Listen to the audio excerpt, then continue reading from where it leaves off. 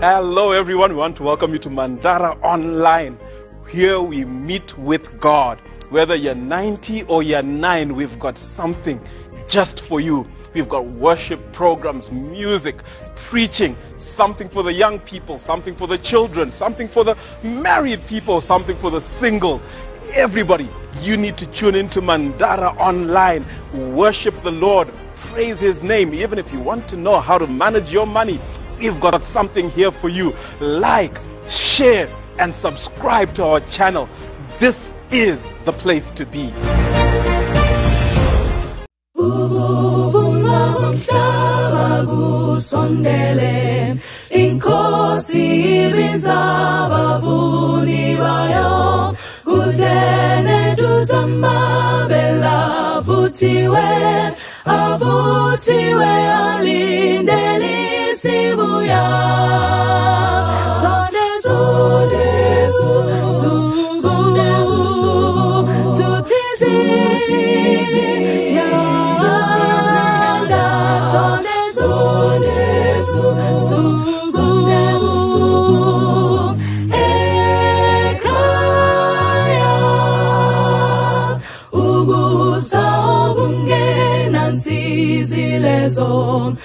Sibuya sondela imnyagi kubega amabele ahachulwe isono mawabutwe kungagabi busiga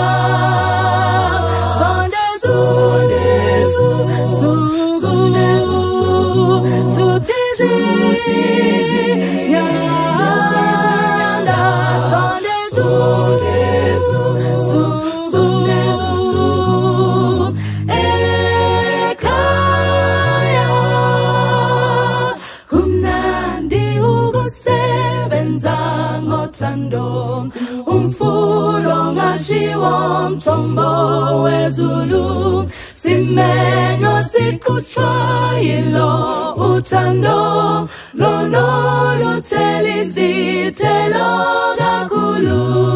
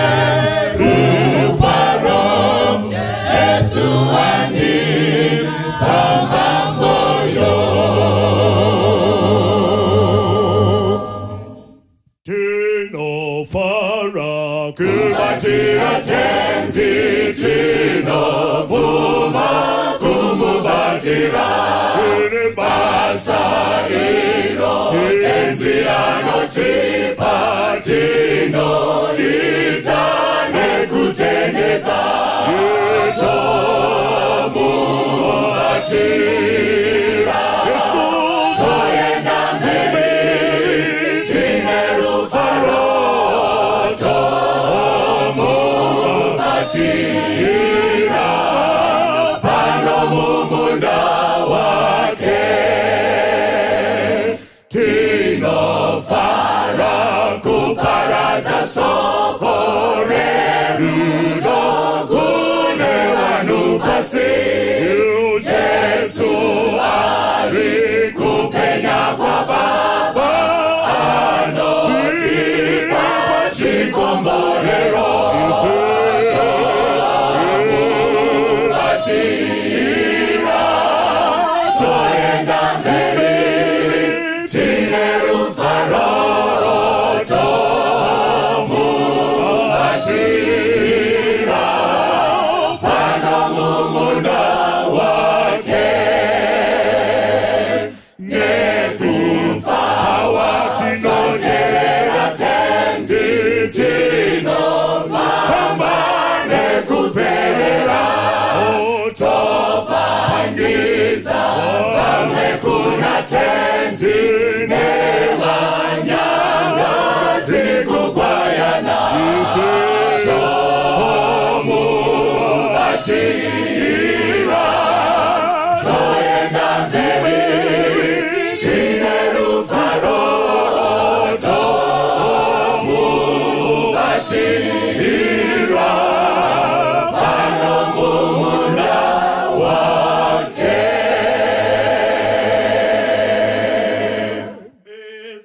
Bezanyetsorene yezegor Jesu Jesu uno uyaje farai vafambi tenda imbanye Jesu Jesu uno uyaje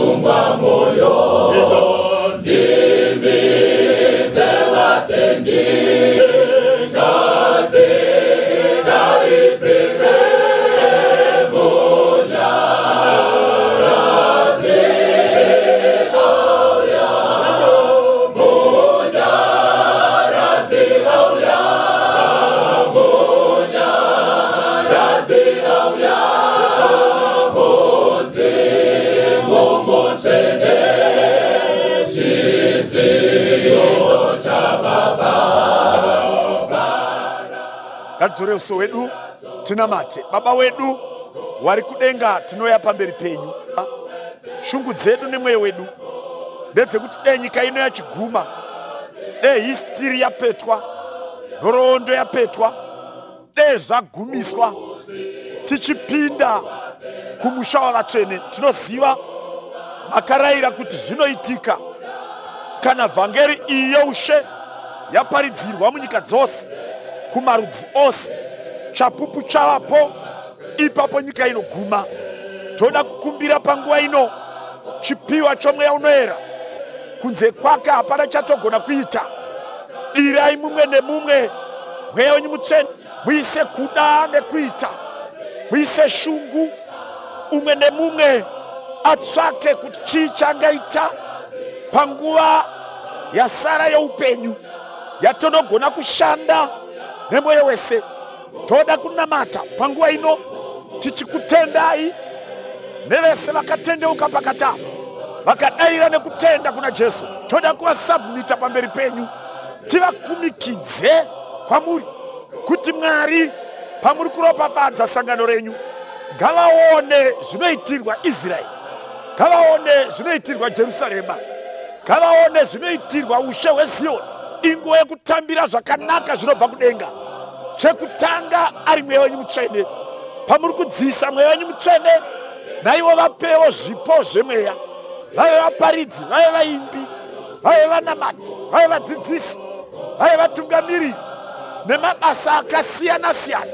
Hanzi naIsaya, vamwe ndichavaita vaprista, vamwe ndichavaita vaRevhi, kuda madhikoni, kuda maerinda, kuda maridha evatsva, ana mai ana baba, mukusiyana kwazvo, umwe naumwe agovegwe ndimi.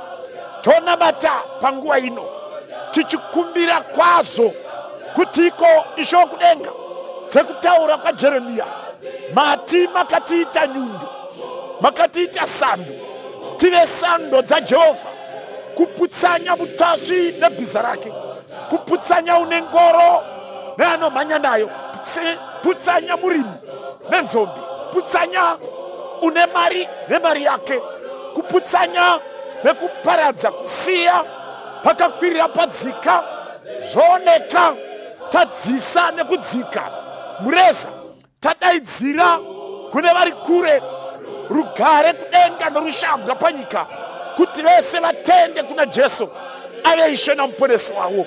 Toda kunamatira masangano ose, mweya wevhangeri, mweya wokutsvaka mweya, mweya wokuchengetedza vakauya, mweya wokugadzirira kuti vasangane naJesu vasina chavanopomegwa.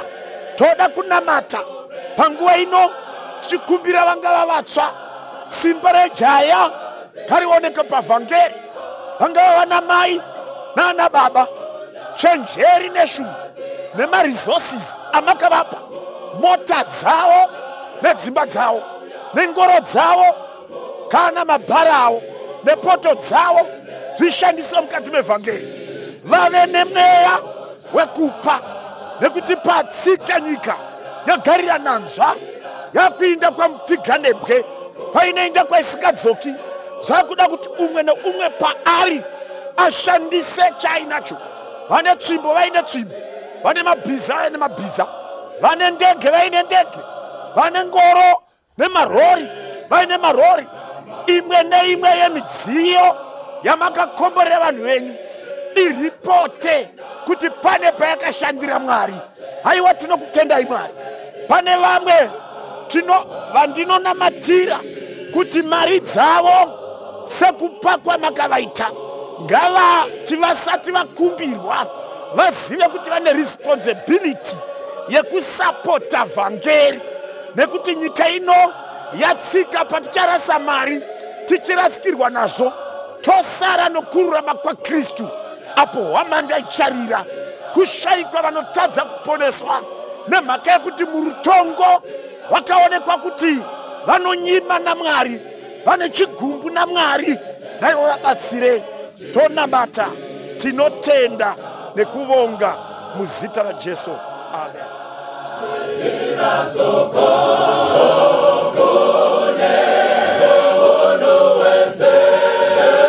Bonya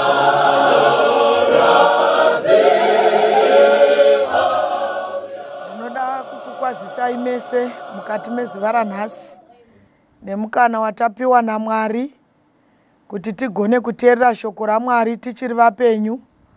Mwari watimutsa mukati mezuva ranhasi, mukati menyika inofiwa nekugwariwa zvakadai, asi Mwari watiwanira nyasha tichiri vapenyu, nyama nomweya zviri pamwe chete.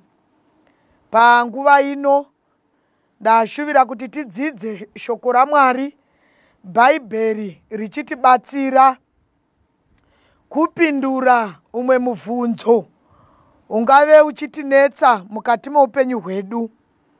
Mubvunzo una vazhinji kuti mitemo yaMwari ichiripo here kana kuti yakadarika.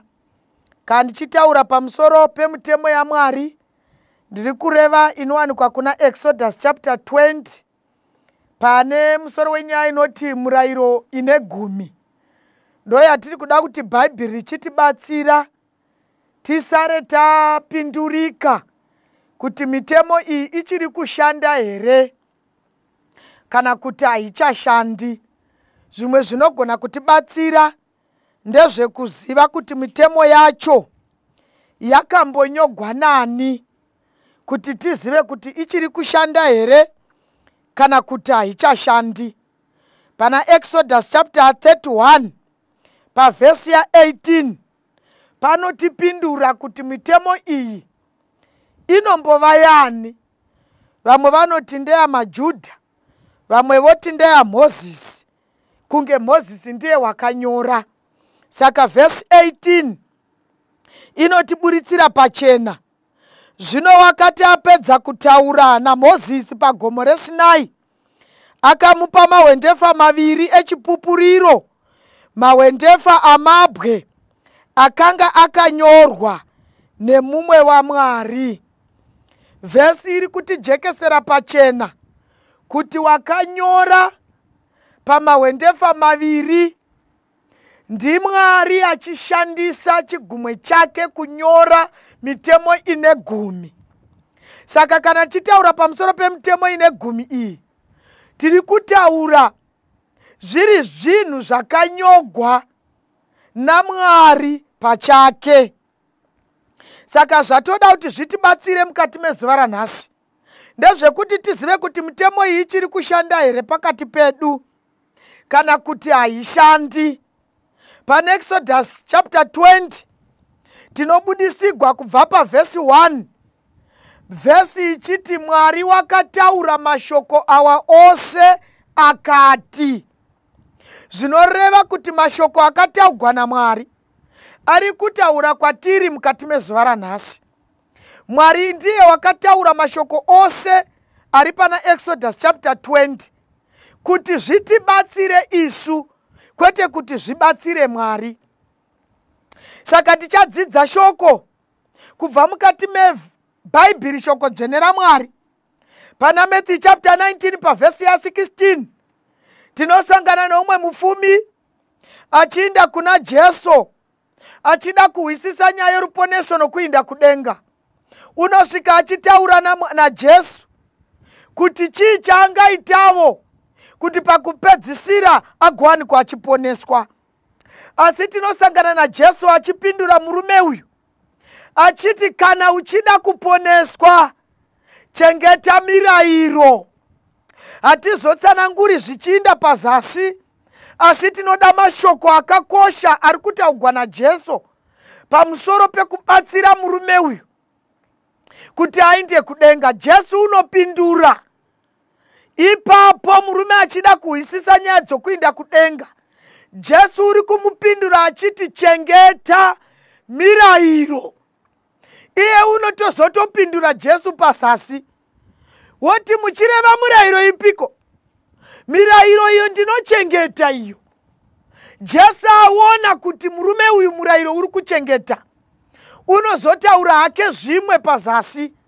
Asi pfungwa dzatinoda kutora ndedzekuti Jesu nemuromo wake uri kutaura, kwete navaJudha kana naMozisi, ari kutaura nemumwe munhu wakangofananawo nesu, wekuti tinogona kuita mubvunzo mukati mezuva ranhasi kuti mirayiro ndingachengeta here kana kuti ndorega. Kana ndichida kuinda kudenga tingabvunza Jesu.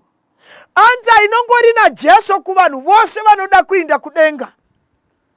Inoti kana uchida upenyu husingaperi, chengeta mirayiro. Saka murume uyu unotomboisa muenzaniso. Usaba, usauraya, usaita upombwe, usava navamwe vaMwari. Zvinoreva kuti ndiyo murayiro yaibudisiwa naJesu pachena kumurume uyu, kuti kana uchida upenyu husingaperi, chengeta mirayiro. Saka ndio mirayiro yatiri kutaura pamusoro pezvayo. Jesu uri kutotaura nemiromo wake kuti murayiro inofanira kuchengetwa. Saka hatingagoni kuti tipupure nemuromo yedu kuti isu tichida upenyu husingaperi, totenda kuti hatingachengeti mitemo. Asi mirayiro Jesu unoti inofanira kuchengetwa. Ende zvimwe zvinogona kutibatsira kuti tione kuti mutemo ichipo, uyezve inogona kutibatsira kana kuti ichiri kutendegwa mukati menyika, ndezvekuti kana majere achakavhurika, mapurisa ari pabasa achikora, vachibata mbavha vachiindisa kujere, zviri pachena kuti mutemo uchiri kushanda, nekuti vari kuutevedzera unoti usaba. Saka mukati menyika ino majere achakazaruka, mapurisa ari pabasa vachiri kutohora. Mapurisa ari kukorerei? Vari kukorera kugona basa rokutora mbavha vachiindisa kujere, nekuti mutemo unoti usaba. Mapurisa vari kutora vaurayi vose vachiindisa kujere, nekuti mutemo unoti usauraya. Masabhuku ari kutonga, mamejistreti vari kutonga, vari pabasa vachikora, nekuti vari kutenderana nemirayiro iri mukati meBhaibheri. Saka zviri pachena kuti mutemo uchipo. Saka mutemo yaMwari ichiri kushanda. Pana Matthew chapter 5 verse 17. Matthew chapter 5 verse 17. Jesu unotaura mashoko aya. Musafunga kuti ndakauya kuzoparadza murayiro. Handina kuuya kuzoparadza murayiro, asi ndakauya kuzozadzisa. Ndiri kuti hama dzinodikanwa, iye Jesu pachake uri kuramba achiindirira mberi nenyaya yokutaura pamusoro pekuchengetwa kwemurayiro. Jesu uri kutoti handitenderi kuti kuite munhu unombofunga nezvekuti murayiro hapachina. Jesu uri kuti handikutenderi kufunga koga kuti ugere mumba mako ufunge kuti ini ndakauya kuzoparadza murayiro. Jesu hatokutenderi kana kufunga nyaya iyoyo. Zvinotozova wesi kana ukadudza nomuromo wako kuti murayiro hapachina. Jesu hatenderi kuti zvinhu zvakadaro zvifungwe mufungwa, kutozonyanya kutaura nomuromo uchiti mutemo hapachina. Wanyanya kugumbura Mwari, uri kuti usagara wazvifunga izvozvo. Saka Mwari uri kuti Jesu achitaura, musatombofunga kuti ndakauya kuzoparadza murayiro, asi ndakatouya kuzozadzisa. Saka pamurayiro iripo, Jesu akatozotouya kuzowedzera pane zvakanga zviripo. Panguva yaMozisi kwainzi mhombwe ndeyabakwa yotakwa namahwe. Jesu achisvika unoti ndinowedzera pane zvakadaro. Imi kana muchiti upombwe kubakwa panzvimbo, ini ndinowedzera ndichiti kana pakaita murume watarira mukadzi neziso akamudemba nokushuva kuti dai pashayikwa vanhu tangosara tiri vaviri, Jesu unozadzisa achiti watoita upombwe, wangozokona nekuti washayiwa mukana. Saka Jesu uri kutowedzera pamusoro pemitemo yagara iripo. Vana maziso okuperekedza vakadzi kusvika vasingachavonekwi. Jesu uri kutoti kamwe kamutarisiro kemeso watoita upombwe. Saka Jesu uri kuwedzera, haana kuuya kuzobvisa. Jesu uri kuti usafunga izvozvo. Ungatofunga pamusoro pekuti saka mitemo yacho inoti kudii, saka ndingaichengeta sei, saka Mwari ndibetserei. Jesu hakutenderi kuti ufunge kuti iwe. Jesu akauya kuzobvisa murayiro, haatenderi munhu kufunga zvinhu zvakadaro. Saka mutemo ichipo, Jesu unoti musafunga kuti ndakauya kuzoparadza murayiro. Handina kuuya kuzoparadza murayiro, asi kuzozadzisa. Ipo pamutemo ine gumi ipapapo ndo paanototaura pana John chapter 14 pavhesi ya15 achiti kana muchindida muchachengeta mirayiro yangu. Haatauri zvokuti unoenda uchishara, uri kuti kana uchindida une shungu dzekuzowana upenyu husingaperi. Chandichavona nacho kuti iwe unondida, ndichakuvona nokuchengeta mirayiro. Ndiri kuti hama dzinodikanwa, nyaya yokuda tinoiziva iyi. Hazvingagoni kuti uti murume wako unomuda, iwe uchiti akataura chinhu woramba kuteerera. Kune vakadzi vazhinji vane misha yakaputsika nekunyepedzera kuita savanoda murume, asi vachiramba mutemo yake. Murume unogona kukuvudza, ini kana ari makuseni handiditi, ndoda kuti umuke uchindibikira sadza. Mukadzi woti ini zvesadza handizvikwanisi. Kana iwe watiti hauidi, hapana usina mavoko apa, munhu nemunhu ngaabike zvaanoda. Kana ukararama uchidaro, murume akati handidi munhu, unoti zuva rinovira asina kusvika pamba. Iweyo vatsika yako somukadzi yokuti naini dzochaya uri kumagirosa, wakonewa kuteerera zvinodiwa nomurume. Vhesi yoti kana muchindida ndiJesu muchachengeta mirayiro yangu. Jesu haazovoni kuti tinomuda nokuchinjanisa hembe tichienda kuchechi. Jesu haavoni kuti tinomuda nokunotsvaira muchechi. Jesu haavoni kuti tinomuda nekukurumidza kuchechi. Jesu haavoni kuti tinomuda nekunoimba zvikuru kana tasvika kuchechi. Jesu haavoni kuti tinomuda nekuzikamwa nekudzana kuchechi. Jesu unoti vandinovona kuti vanondida, ndinovavona nokuchengeta mirayiro yangu. Saka ndiri kuti hama dzinodikanwa, ngatifunge zvakanaka pamusoro pemutemo yaMwari. Jesu unoti kana muchindida muchachengeta murayiro. Mwari ndiye ringazova benzi here kuti mukati meupenyu hwake nokuronga kwake wongova Mwari asina mirayiro? Ko pazvikoro mirayiro iripo 1, ko kumabasa mutemo iriko 1, ko masabhuku mutemo vanayo 1, ko iwo madzishe mitemo vanayo 1, ko ipo panotambiwa bhora chaiko kune mitemo yako.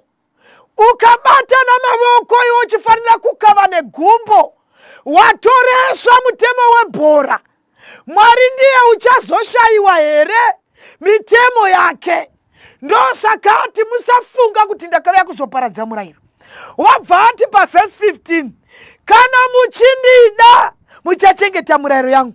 Saka tinonamata Mwari wakarongeka, wakuti kuvatendi vose vakateerera. Kana uchida kuti ugowana upenyu usingaperi pakupedzisira, unofanira kuchengeta mirayiro yaMwari. Tofanira kuchengeta mirayiro yaMwari. Pana John wekutanga chapter 2 pavhesi ya2, Jesu unotaura mashoko aya. Ndizvo zvinotizivisa kuti tinomuziva. Kana tichichengeta mirayiro yake, ndizvo zvinotizivisa kuti Mwari tinomuziva kana isu savatendi tichichengeta murayiro yaMwari. Teerera mudikani, Mwari uri kuti kana ndiri kudenga zvandinoziva nazvo kuti iwe somutendi unondida ndichakuvona nokuchengeta murayiro. Ndizvo zvinotizivisa kuti iwe unoziva Mwari kana uchichengeta mirayiro yake. Hatigoni kuti Mwari tinomuziva kana mitemo yake pasina. Mwari uri kuti kana ndigere kudenga ndakatarisa vatendi panyika, vanondiziva ndinovavona. Handivavoni nokufitiwa namasutu, handivavoni nokuimba mukwaya, handivavoni nembiri dzimwe dzavanadzo, handivavoni nokuparidza, handivavoni nokuita mashura. Vanondiziva ndinovavona kana vachichengeta murayiro. Ndiri kuti hama dzinodikanwa, mukati mekuteerera shoko, kana dziri shungu dzako kuzopinda mukati meupenyu usingaperi, Jesu uri kuti ndo zvinondizivisa ini kuti iwe unondiziva kana uchichengeta murayiro yaMwari. Tingati Mwari tinomuziva sei kana tisingachengeti murayiro? Pavhesi ya 3, kana usingachengeti mirayiro yaMwari, zvokwadi haizi mauri. Kana tisingadi kuchengeta mitemo yaMwari, zviri pachena kuti chokwadi chaMwari hachizi matiri. Ndiri kuti hama dzinodikanwa, zvingadaro mukati meupenyu takaparidzigwa dzimwe dzidziso kana kuudziwa zvimwe pamusoro pemitemo yaMwari, asi zviri kutaurwa neshoko ndezvekuti mirayiro inofanira kuchengetwa. Mirayiro yaMwari ichipo, vamwe votaura nyaya dzavo voti hatichinei nemutemo isu, tava kurarama panyasha. Teerera mudikani, kana ukataura nyaya dzenyasha, Bhaibheri rinombojekesa roti Noa wakawanikwa nyasha pamberi paMwari. Nyasha kuna Noa hadzina kungovuya. Chakaita kuti Noa awanikwe nyasha ndechekuti Mwari wakati vakareka, ndokubva Noa avaka. Nyasha dzakauya pamusoro paNoa mushure mekunge ateerera zvakataurwa naMwari. Mwari ndiye uri kuti chengeta murayiro. Murayiro nenyasha zviparadzani. Nyasha dzinovuya muvanhu vachengeta murayiro. Dai Noa asina kuvaka areka, hapana nyasha dzaizovuya kuna Noa. Saka ndiri kuti hama dzinodikanwa, hatigoni kutaura zvenyasha kana mutemo waMwari pasina. Nyasha dziripo dzinovuya, hazvirevi kuti ukaitigwa nyasha naMwari wati chirega mutemo. Ndiri kuda kutaura ndichidai vateereri, kunyangwe mumigwagwa vanofamba nedzimota vanozviziva kuti mumigwagwa mine mutemo yamo. Pano pausingafaniri kumanya zvikuru. Saka kana kukaita munhu ari kumanya nemota yake, woti asvika pamapurisa, mapurisa vomumisa, voti ivo takuvona uchiri kure, spidi yawanga uchifamba nayo iyi hatiitenderi mukati memugwagwa. Kunyangwe newe unozviziva. Muridzi wemota amisa mota, wokumbira ruregerero kumapurisa. Chokwadi vakuru vangu, spidi yandanga ndichifamba nayo haiziyo, asi kungoti wandine munhu wakazvitakura wandiri kuwedzeravo spidi kuti ndisvike naye kuchipatara, ndokumbiravo ruregerero vakuru vangu, ndokumbiravo ruregerero. Chokwadi spidi mutemo wemurodhi ndinouziva, spidi yandiri kufamba nayo haiziyo, asi nemhaka yomugwere wandinaye ndiye wandiri kumanyisa muchipatara.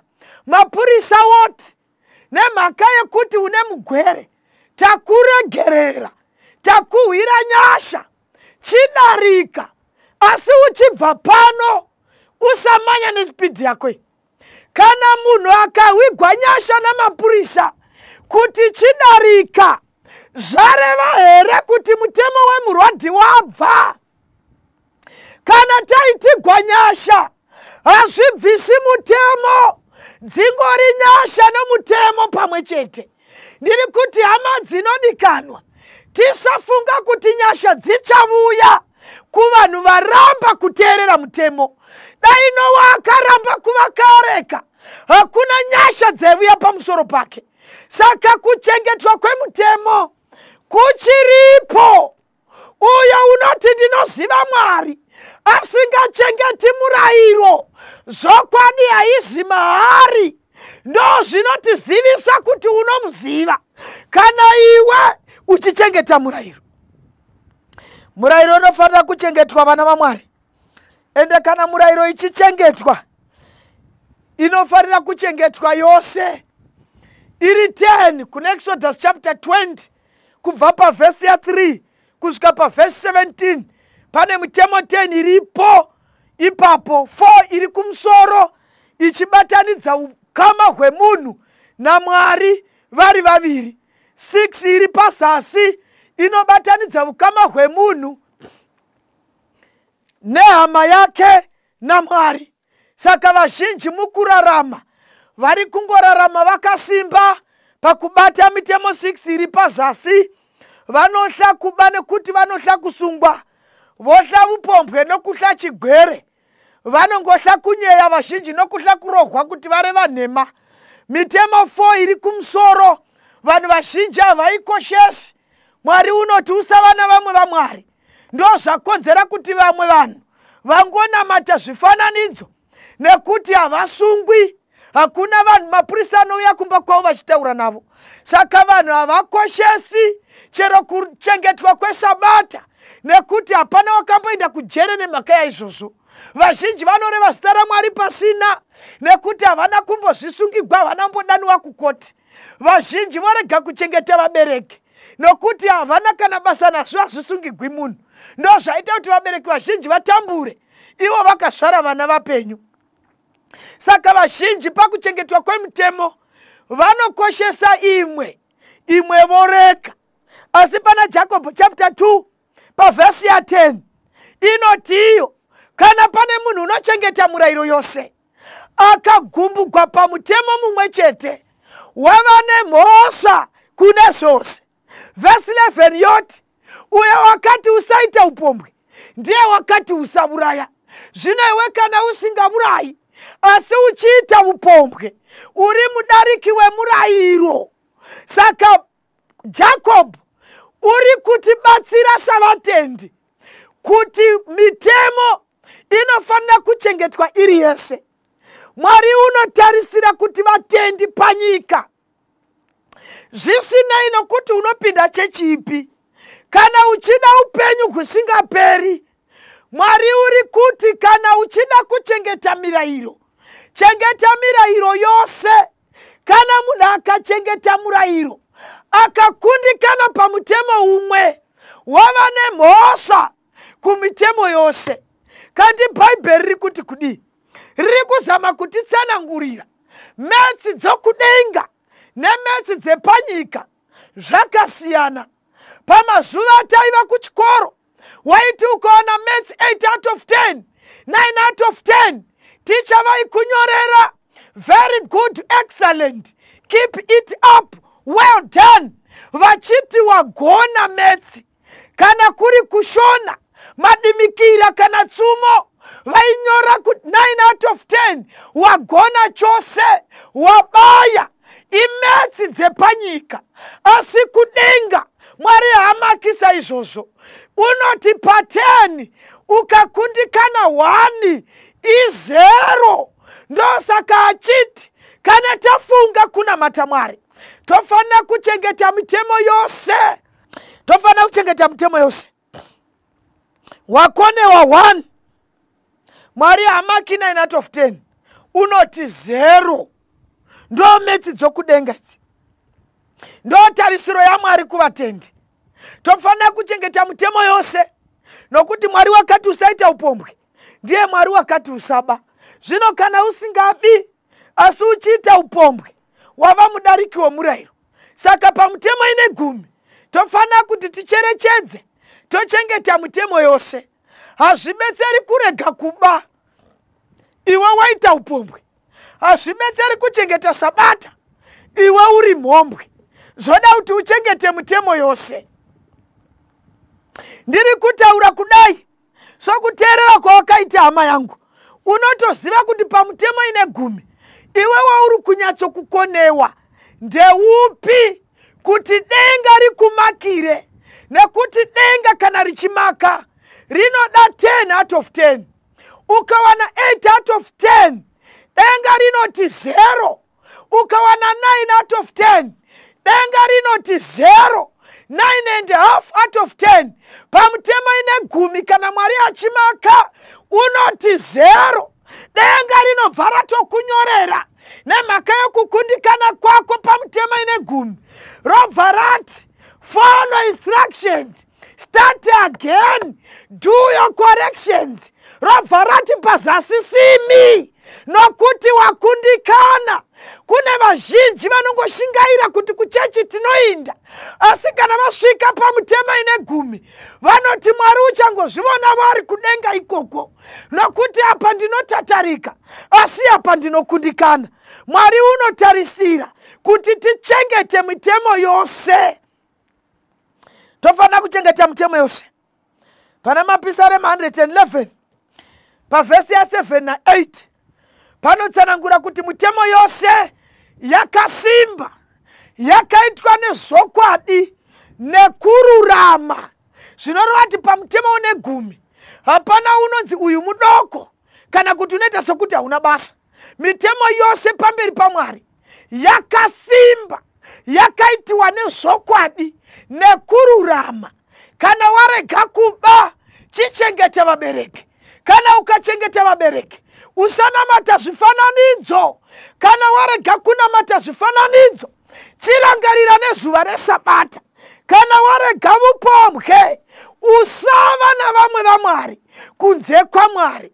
Hazvibetseri kuchengeta mutemo umwe uchirega.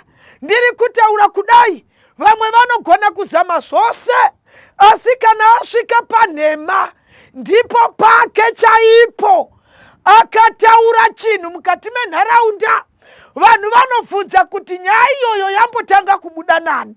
Kana vakati yabuda nambofu, vanhu voti imbonyararai nyaya iyoyo. Kuti tigozoziva kuti ichokwadi, inofanira kutaurwa nomwe munhu asiri mbofu, nokuti unotozikamwa muupenyu kuti kutaura chokwadi kwako unenge wajuma upenyu hwako hwose uri munhu wenhema. Saka Mwari uri kutarisira kuti savatendi tichengete mitemo yose, nekuti yose yakasimba, yakaitwa nezvokwadi nokururama. Zvirevo 28 pavhesi ya 9 panoti kana munhu asingadi kuchengeta murayiro yaMwari, kunyangwe nemunyengetero yake inonyangadza Mwari. Teererai vatendi, kana munhu akaramba kuteerera mitemo yaMwari nezhewe yake, kunyangwe nemunyengetero wake unonyangadza Mwari. Kune vanhu vazhinji vava nenguva vachinamata pamberi paMwari, vachipfugama nokuzvinyima, vachichema pamberi paMwari. Hazvirevi kuti Mwari hagoni kuvamunamato kana kupindura. Isaya unoti zheve yake inogara yakarereka kuvana vaMwari kuti anzwe minamato yevana vaMwari nokupindura. Sei taita nguva yakareba tichinamata pamberi paMwari, Mwari asingapinduri munyengetero? Vhesi 9 yoti chinoita kuti munyengetero yedu isasvika pamberi paMwari inyaya yokuti hatidi kuchengeta mirayiro yaMwari. Ndosaka vhesi ichiti minyengetero yedu inonyangadza Mwari kana tisingadi kuchengeta murayiro. Ndandichikukokai hama dzinodikanwa kuti pamakateererawo mharidzo, funga zvakanaka pamusoro peupenyu hwako. Handiwe here unochema musodzi uchinamata usiku nemasikati? Handiwe here waita mavhiki nemavhiki 21 days uchizvinyima zvokudya uchinamata nemisodzi pamberi paMwari? Kandi chiri kuita kuti Mwari anyarare chii pamusoro pekukumbira kwako? Mwari woti kana waramba kuwa murayiro wangu nezheve yako kunyangwe nemunyengetero wako unotinyangadza. Teerera muteereri, ndiwo wako ungangoshuvira izvi kupedza mazai uchindonamatigwa, ndiwo ungangozvishuvira izvi kupedza mikaka uchindonamatigwa. Nyaya iyi haizi inopedzwa namazai, hazvina inokuinda kuvaprofita, zvinoda kuti uchengete murayiro. Zvauri kukumbirira kupora hazvinei nekose kwauri kuinda, zvinoda kuti Mwari akupindure. Tanga wachengeta murayiro. Izvo zvauri kukumbira mukati meupenyu izvi hazvinei nokukwera uchimbeya uchitorerwa mari navaprofita, zvinongoda koga kuti uchengete murayiro. Kana ukachengeta murayiro hazvitsvaki kuti unonamatigwa neumwe. Ukangochengeta murayiro chete, Mwari woti ndopoga pandinowa kunyengetera kwako. Wanga uri munamati wangu wamadzinodikanwa kuti taidza Mwari kunge asina zheve kana asingagoni kupindura, asi tirisu tine mhosva kuti techingoda kuudza Mwari zvokuita. Nokuti patinenge tichiverenga Bhaibheri, shoko dzvene raMwari, kana rikati usaita upombwe, rikati usaba, ndiMwari unenge achitaura mukati meupenyu hwedu, isu takateerera. Mwari akatirangarira zuva reSabata, urichengeterive dzvene, ndiMwari unenge achitaura kwatiri, isu takateerera. Panozoteereravo Mwari ndo patinenge taakupfugama tava kunamata pamberi paMwari. Mwari ndanga ndichikumbiravo ichi, Mwari ndanga ndichikumbiravo ichi. Ndinokumbiravo njere kuvana, ndinokumbiravo kuteerera kwevana, ndinokumbiravo kurapiwa Mwari. Ipapo ndo patinenge tichitaura Mwari akateerera. Kana Mwari achitaura nesu, tinotaura naye kuburikidza nokuverenga Bhaibheri. Isu toteerera zvinotaurwa naMwari. Zvino dambudziko ravatendi vazhinji nderekungovudza Mwari zvokuti vaite mukati meupenyu hwavo. Asi kana Mwari achitaura kwavari kuti chengetai murayiro, havateereri, havadi kuzviita mukati meupenyu hwavo. Saka Mwari wozoti munyengetero wako unondinyangadza, nekuti iwe ndiwo unoda kungotaura kwandiri kuti ndikuitire zvaunoda. Asi ini kana ndikati usaita upombwe, kana Mwari akatirangarira Sabata, iwe woramba kuteerera. Ndosaka vhesi yati kana pane munhu waramba kuwa murayiro waMwari nezheve yake, kunyangwe nemunyengetero wake unonyangadza. Funga zvakanaka munhu waMwari, pamusoro pezvose zvaunoshuvira mukati meupenyu, Mwari wakakutarisira kuti uchengete murayiro yake. Ndizvo paunopfugama uchinamata, kuti munamato wako paunobuda mumuromo ugone kusvika kudenga, hunge wachengeta murayiro. Kana waramba murayiro yaMwari, unogona kunyengetera mashoko ako achibuda mumuromo, asi hagoni kudarika mhino kuti ainde kuna Mwari. Funga zvakanaka munhu waMwari pamusoro pekuchengetwa kwemurayiro.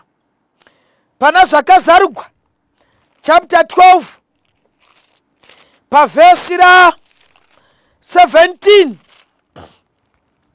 panotipo, zvino shato yakatsamwira mukadzi ikandorwa navamwe vana vake vanochengeta mirayiro yaMwari navanobata kupupura kwaJesu. Vhesi iri kuti iyo shato yakatsamwira mukadzi. Kana Bhaibheri richitaura pamusoro peshato, riri kureva Satani pachake. Kana Bhaibheri rikataura pamusoro pemukadzi, rinenge richireva sangano kana kuti kereke. Vhesi yobva yati iyo shato yakatsamwira mukadzi, zvinoreva kuti Satani une sangano raakatsamwira. Mukati mesangano iroro ndo muri kunzi mune vana vaMwari vanochengeta mirayiro nevanobata kupupura kwaJesu. Saka vhesi iri kuti kudii? Iri kuti kana pane chinotsamwisa Satani mukati meupenyu, ichechi inonamata ichichengeta mirayiro yose, izvozvo izvo ndozvoga zvinomutsa hasha dzadhiabhurosi. Shato yakatsamwira mukadzi ndokundogwana vana vemukadzi vanochengeta murayiro.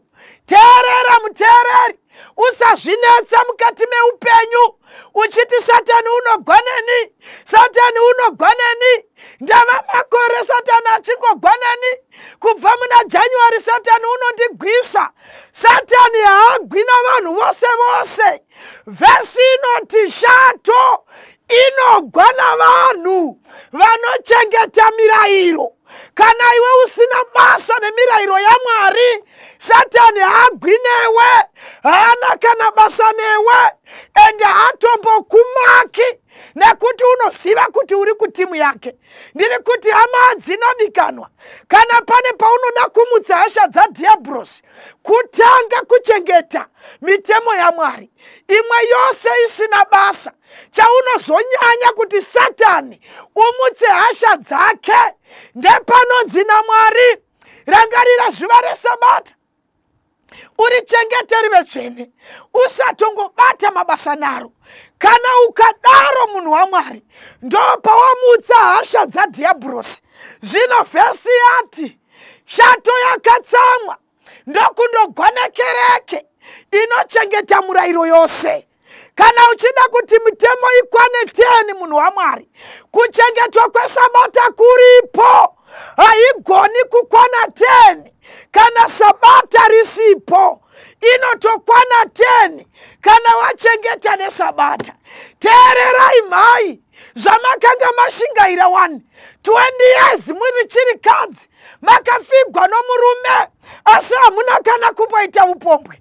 Zvino makona here denga, maita 9 out of 10 maramba kuchengeta Sabata. So kushinga kwamakaita kubva pakafa murume, ingosingairai mai mabva machengeta neSabata.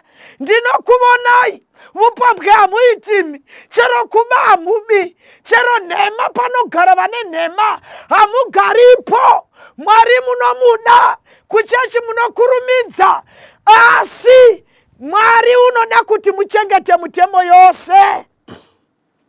Mitemo inofanira kuchengetwa. Kana watanga izvozvo zvokupinda mukati mekereke ine vana vanochengeta murayiro yose, ipapo Satani ndopaachatanga kugwa newe. Vhesi yati jekesera kuti Satani wakandogwa nevana vemukadzi vanochengeta mitemo yose, nevanobata kupupura kwaJesu. Teerera muteereri, usambofunga zvako kuti Satani mukati meupenyu uri kugwa newe. Haagari akumaka nokuti wagara uri wedivi rake. Vanogwiwa navo naDhiabhurosi ndevanozvipira mukati meupenyu. Paunongotanga chete kuti ndakuda kuchengeta mitemo yose iri 10, ipapo Satani ndopachazogwa newe. Saka kana uchida kuona kuti uri kudivirani, hakuna vanhu vangati vachitamba bhora, imwe timu ine uniform yegreen, vamwe majezi yered, ukazovona une green womaka wegreen, unogona kutobudiswa muground nokuti haachazivi zvaanoita. Satani unomaka vanhu vasiri vetimu yekwake, vasiri kutimu yaDhiabhurosi, vanovonekwa nokuchengeta murayiro. Vari kutimu yaDhiabhurosi vanovonekwa nokuramba kuchengeta murayiro.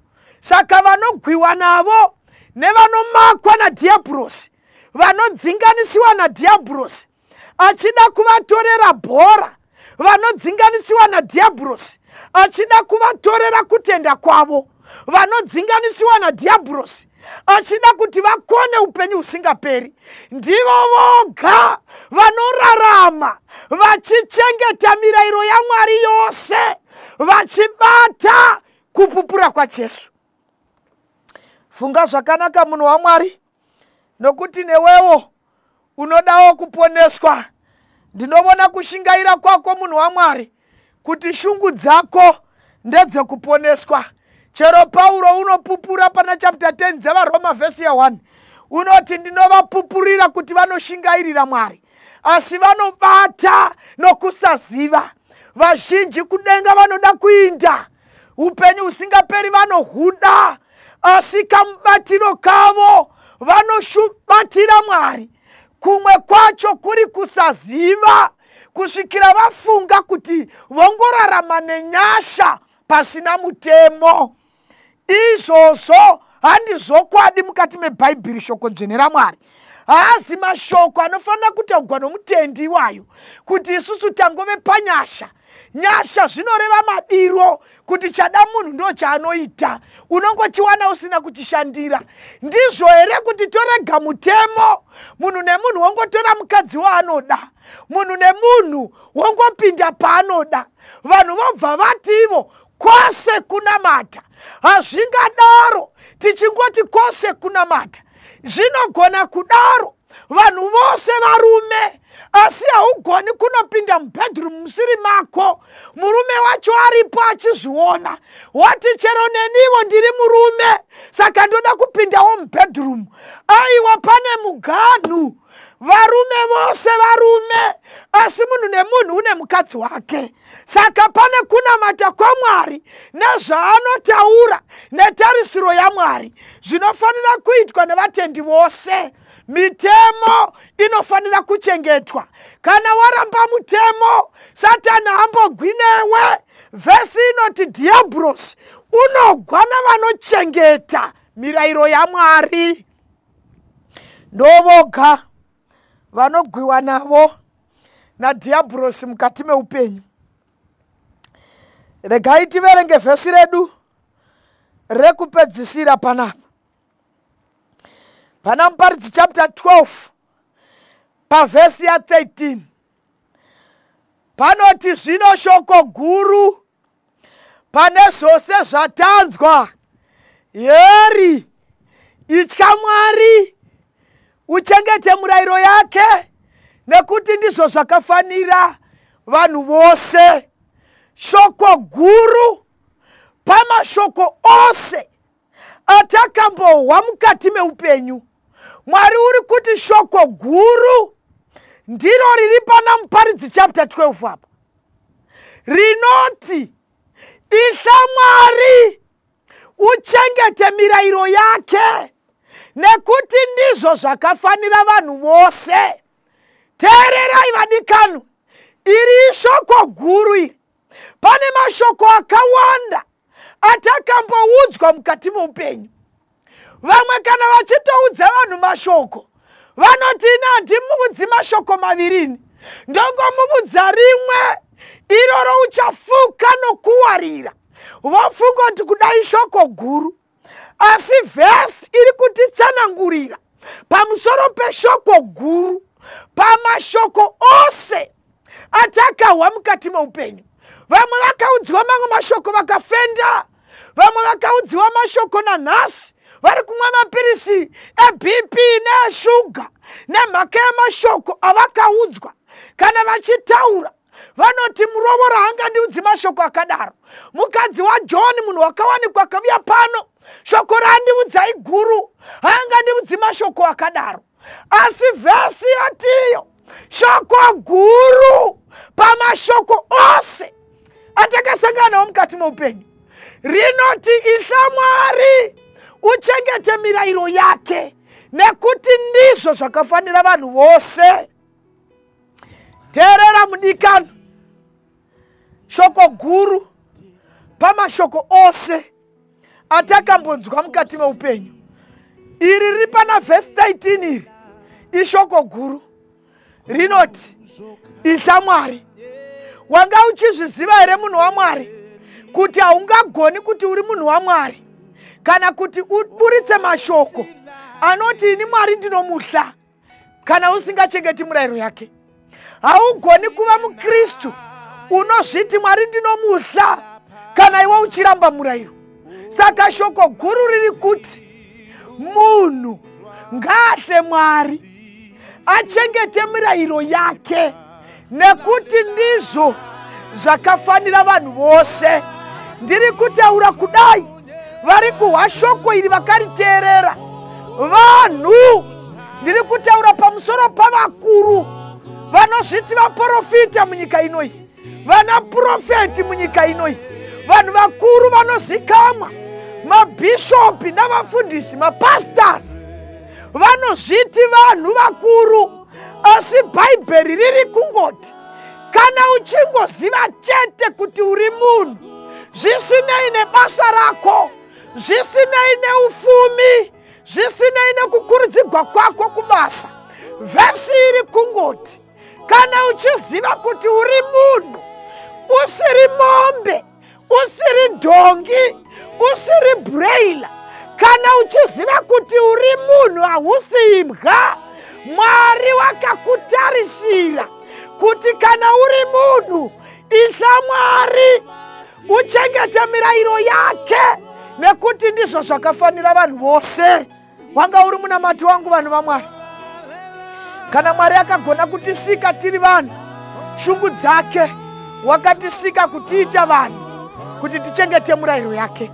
Dai wanga usingadi kuchengeta murayiro yaMwari, ungadai usiri munhu. Asi Mwari wakatora nguva yake. David akati akasikwa nomutova unoshamisa, Mwari akatora nguva achitisika savanhu, akatiisa pfungwa dzakanaka tikazova vanhu asina kutiita maburaila kwekuti pana 6 weeks tingadei takanyangarika. Mwari wakatisika nemufananidzo wake unoshamisa, akatiita vanhu mukati menyika inoi. Shungu dzaMwari ndedzekuti vanhu vose, choga choga chinonzi munhu, zvisinei nendimi yako nekunyika kwaunogara ikoko, Mwari wakakusika uri munhu kuti umuhle. Hatifaniri kuhla vanhu, hatifaniri kuhla vafundisi, hatihli vatungamiri vemachechi, hatihli vana vamwene, hatihli vana vatezvara panyaya iyi, hatihli varume vedu panyaya iyi. Tofanira kuhla Mwari, tochengeta murayiro. Kana dzidzisi yomufundisi ichipesana nokuchengetwa kwemurayiro, hatihli vafundisi, hatihli vana profeti, hatihli vaparidzi. Tofanira kuhla Mwari, tovuya pamutemo yaMwari, tochengeta murayiro, nokuti ndo zvakafanira vanhu vose. Wanga uri munamato wangu mukati mezuva ranhasi, kana iri shuviro yako munhu waMwari, usanyengegwa. Mwari haasekwi, chinodzvara munhu ndo chaanokohwa. Kana uchida kuponeswa, usateerera dzidziso dzavanhu.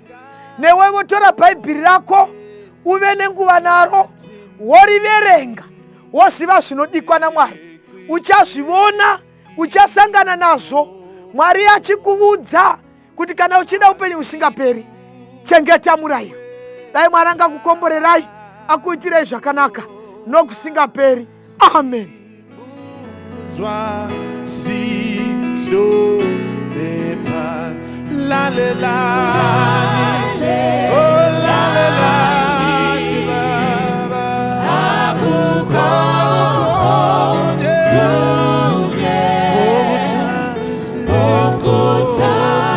Okutamisi, yona oh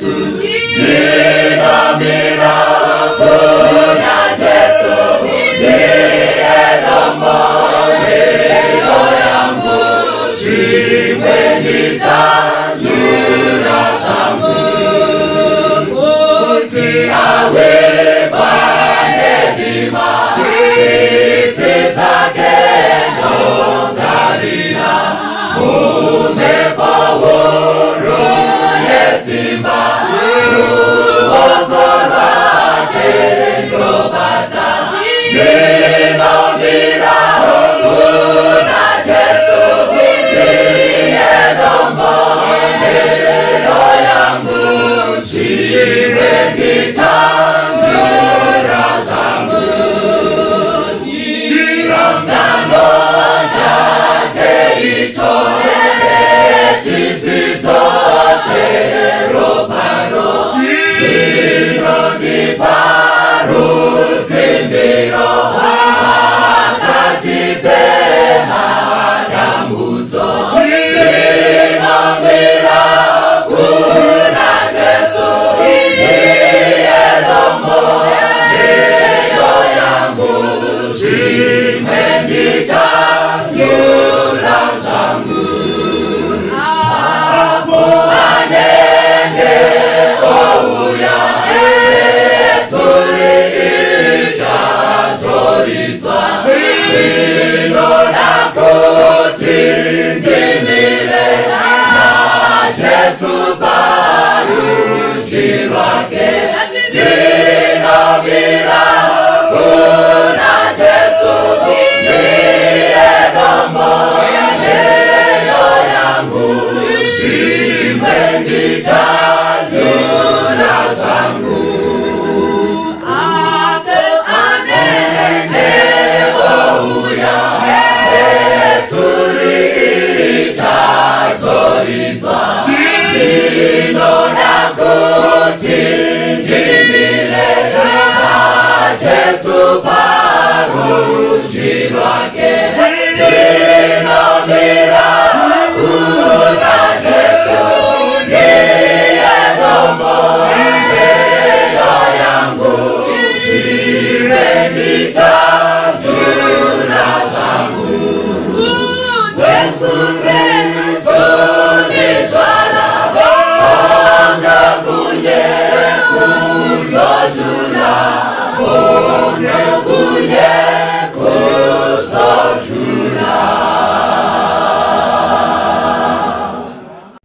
Dobutewera kweseko nazizako mosembera ndotondera kondevera pamchenjeko weKalvari ona Jesu wandetongamira mrendo rese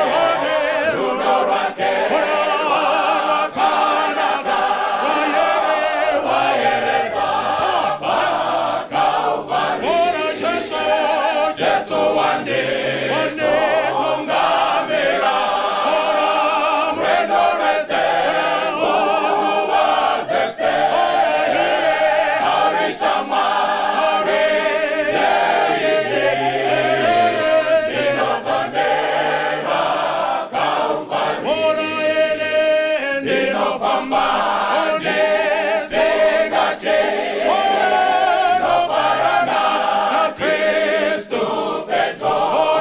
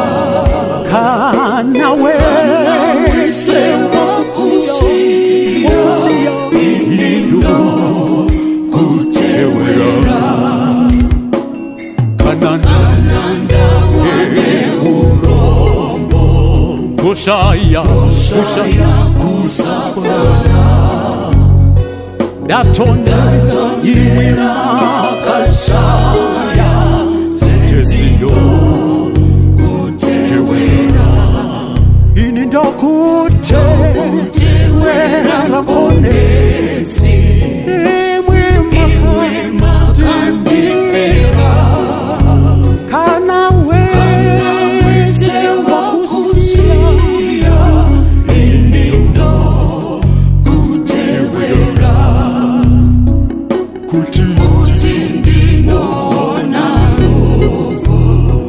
Musati Mauya